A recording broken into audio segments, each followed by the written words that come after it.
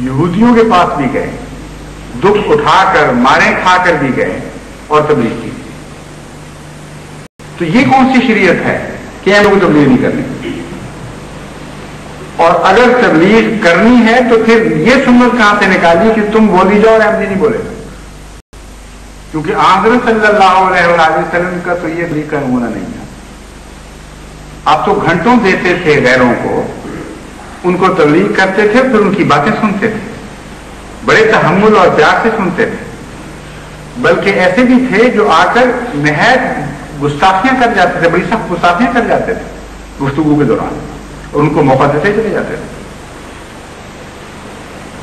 انظرنا جو قرآن کریم میں حکم آتا ہے, رائے نہ منہ بگاڑ کرنا کہا کرو, یہ کس طرح اشارہ ہے؟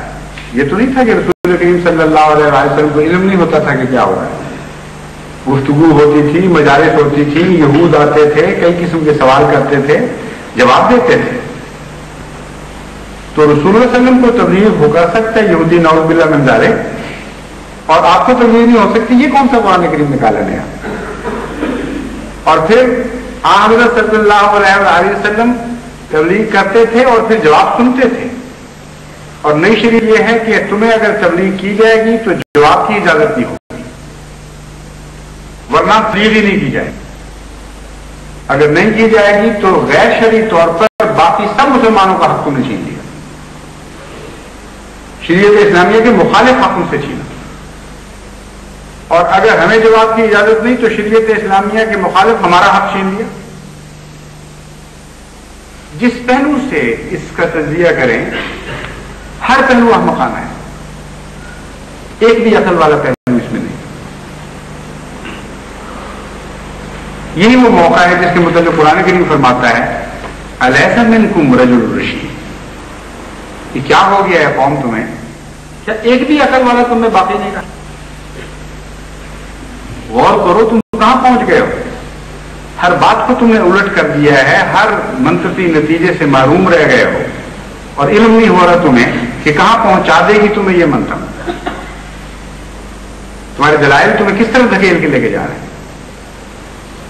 بس اب جو وائٹ پیپر ہے جس کا میں نے ذکر کیا کہ تفصیل سے میں بعد میں بتاؤں گا, اس وائٹ پیپر میں تو یہی شکل بنتی ہے کہ ہماری شریعت کے مطابق ہم تمہارے اوپر جتنے چاہیں الزام لگاتے چلے جائیں.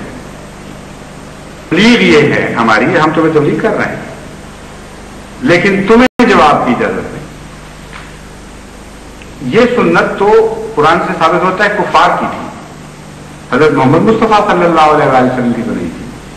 وہ یہ کہتے تھے کہ اپنی باتیں کر لیا کرو, اور جب وہ قرآن پڑھنے لگے آگے, جب وہ جواب دینے لگے تو شور مچا دیا کہ یہ نہیں ہم کریں گے. تو سنتیں بتا رہی ہیں کہ کون سچا ہے اور کون جھوٹا ہے. اپنے پاؤں پر تو کلہاڑی نہ ماریں. اگر ہمیں غیر مسلم سمجھتے ہیں تو آپ تو مسلم بنے, یہ میری نصیحت ہے آپ کو. لیکن اگر نہیں بنتے اور لازماً جبر کا فیصلہ کر لیا ہے تو پھر قرآن کو تم بیچارے کو الزام تراشی سے محفوظ رکھیں. حضرت صلی اللہ علیہ وسلم کے اسوہ حسنہ پہ تو حملہ نہ کریں. کھل کر کہیں کہ ہم ایک نئی شریعت کے تابع ہیں جس کا نہ قرآن سے تعلق ہے نہ سنت محمد رسول اللہ صلی اللہ علیہ وسلم سے تعلق. پھر یہ ذمہ داری تو ہماری نہیں ہوگی کہ قرآن پر آپ حملہ کر رہے ہیں اور ہمیں جواب کی اجازت نہیں. حضور اکرم صلی اللہ علیہ وسلم کی سنت کو بگاڑ رہے ہیں اور دنیا کے سامنے نہایت بھیانک نقشہ پیش کر رہے ہیں اور ہمیں جواب کی اجازت نہیں. ٹھیک ہے, جہاں بس چلتا ہے آپ جواب کی اجازت نہ دیں, لیکن جہاں ہمارا بس چلے ہم بڑی قوت اور بڑی فہم کے ساتھ, حکمت کے ساتھ, شرافت کے دائرے میں رہتے ہوئے کثرت سے جواب دیں گے. اس لیے احمدی کا فرض ہے کہ انفرادی طور پر بھی وہ جوابی کارروائی کے لیے تیار ہو جائے, اور جب لٹریچر مہیا کیا جائے تو اس کی تقسیم میں بھرپور حصہ لے. ایک پمفلیٹ یہ حضرت عبدالعزیز مسیح موعود علیہ السلام اور احمدیت کے خلاف شائع کریں تو 100 نہیں تو 10 پمفلیٹ تو ضرور سے 10 شائع کیا جائے گا جواب میں. اور پھر جب خدا توفیق بڑھائے گا تو پھر ایک کے جواب میں 100 بھی ہم شائع کرنے لگیں گے انشاءاللہ.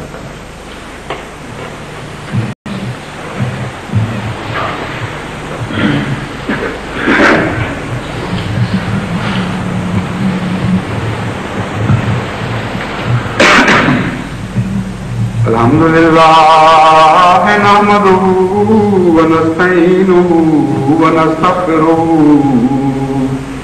ونؤمن بہ ونتوکل علیہ ونعوذ باللہ من شرور انفسنا ومن سیئات اعمالنا من يهده الله فلا مضل له ومن يضلله فلا هادي له ونشهد أن لا إله إلا الله وحده لا شريك له ونشهد أن محمدا عبده ورسوله. ایک اور نہایت ہی دردناک اور بھیانک تازہ ظلم کی اطلاع آئی ہے. اس سلسلے میں جو احباب جماعت کو دوبارہ دعاؤں کی طرف متوجہ کرتا ہوں. اپنے مظلوم بھائیوں کے لیے بہت دعا کریں. پہلے تو انہوں نے وہ باجوہ صاحب اور مولوی خورشید صاحب وغیرہ کے کیس میں ایک بالکل جھوٹا اور فرضی من گھڑت کیس ان کے خلاف بنا لیا اور کہا کہ یہ بوڑھے بیچارے اور بیمار یہ ایک مولوی کو اغوا کر رہے تھے. اس وقت پکڑے گئے اور جب دنیا میں میرے خلاف احتجاج ہوا تو ایک گند دوسرے گند پر مائل کر دیتا ہے, ایک جھوٹ دوسرے جھوٹ کی انگیخت کرتا ہے. انہوں نے اس ظلم کے اوپر مزید ظلم یہ کیا کہ وہ جو دو نوجوان پکڑے ہوئے تھے ان پر اتنے دردناک اور ہولناک مظالم کیے ہیں پولیس نے کہ ان کے تصور سے بھی رونگٹے کھڑے ہو جاتے ہیں. ایسی بھیانک ایسی بے حیائی کے ساتھ ان پر ظلم کیا گیا ہے کہ اسلام کے نام پر جھوٹ بلوانے کے لیے اس قدر مظالم. تعجب ہے کہ ان کو کوئی خوف ہی نہیں ہے کہ ہم نے خدا کو جان بھی دینی ہے کہ نہیں. اس کو تو میں نے اس اطلاع کے متعلق تو اعلان کر دی, ان کو بتا ہدایت دے دی ہے کہ ساری دنیا میں اس واقعہ کو مشتہر کرنا چاہیے. اور سزا یہ دے رہے تھے کہ ان بڈھوں کو شامل کرو اور تحریر لکھ کے دو ہمیں کہ وہ دونوں تم بھی اغوا کرنا چاہتے تھے اور وہ دونوں بھی اغوا کروانا چاہتے تھے اور ان کی ہدایت پر تم اغوا کروا رہے ہیں, تاکہ دنیا کے سے جو احتجاج آ رہے ہیں ان کو پھر وہ تحریر شاہ کے دکھا دیں کہ یہ دیکھ لو تحریر. اور ایک ایک رات میں بعد میں 5-5 دفعہ وہ بے ہوش ہوئے مارے کھا کھا کر اور ننگے بدن کر کے ان کو گاؤں والوں کو دعوت دی گئی کہ آئیں ان کو دیکھیں. اور انتہائی گندی مغلظات حضرت مسیح موعود علیہ السلام کے خلاف اور ان کے والدین اور ان کے عزیزوں کے خلاف جو گندی گالیاں سوچی جا سکتی ہیں وہ دی گئی. اور پھر بلیڈوں سے ان کو چیرا گیا اور ان کے اوپر مرچیں پھینکی گئی. ہر قسم کے الٹے لٹکائے گئے یہاں تک کہ اسی حالت میں وہ بے ہوش ہوئے. ہر دکھ جو آپ سوچ سکتے ہیں وہ ان کو دیا گیا, لیکن اللہ تعالیٰ نے ان کو استقامت عطا فرمائی.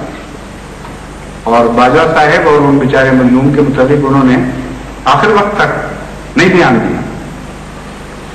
اور جب یہ دیکھا کہ اب ہمارے پاس چارہ کوئی نہیں رہا, اس سے زیادہ تو پھر موت رہ گئی تھی باقی, تو اب اس کیس کو پولیس نے سفارش کر دی ہے کہ مارشل لا میں آزمایا جائے, کیونکہ سول ہتھیار جو ہمارے پاس تھے وہ تو ہم نے استعمال کر لیے. یہ تو ہتھ کنڈے ہیں نا سول, ان سے بڑھ کر تو سول کے پاس ہتھ کنڈا کوئی نہیں ہے. ہاں مارشل لا جس کو چاہے موت کی سزا دے دے, تو اب وہ کیس مارشل لا میں بھجوایا جا رہا ہے. تو دعا کریں, ان لوگوں سے واسطہ ہے اس وقت اسلام کو, اور اسلام پر یہ ہیں ظلم کرنے والے انتہائی خوفناک.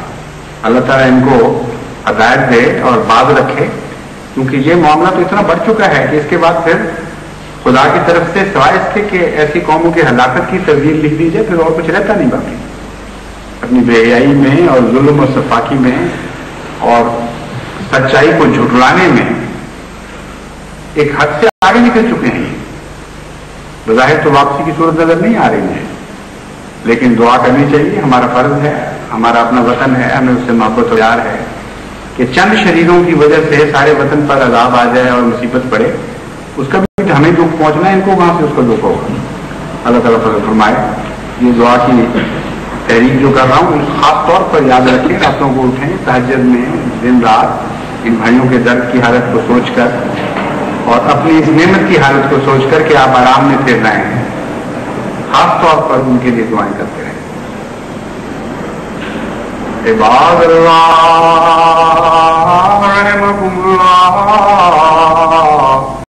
इन्नल्लाह यामुरु बिल अदल वल इहसान यामुरु बिल अदल वल इहसान व इताइ ज़िल क़ुर्बा व यन्हा अनिल फ़हशाइ वल मुनकरि वल बग़ी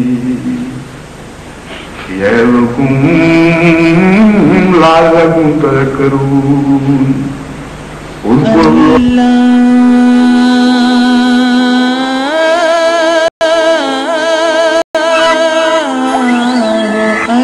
MTA National